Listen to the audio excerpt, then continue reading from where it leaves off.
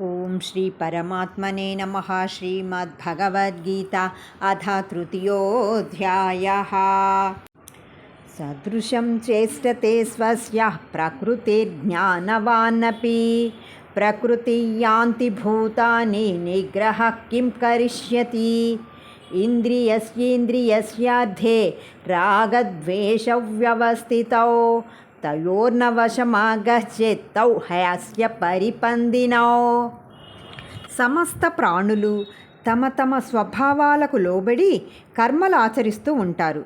జ్ఞాని కూడా అలాగే తన స్వభావాన్ని అనుసరించి కర్మలు చేస్తాడు. ఎవరైనా పట్టుబట్టి కర్మలను ఎలా త్యజింపగలరు? ప్రతి ఇంద్రియ విషయంలోనూ రాగద్వేషాలు కలిసియే ఉంటాయి. ఈ రెండింటికి మానవులు వశం కాకూడదు. ఈ రెండే మానవ శ్రేయస్సుకి విఘ్నకారకములు, మహాశత్రువులు.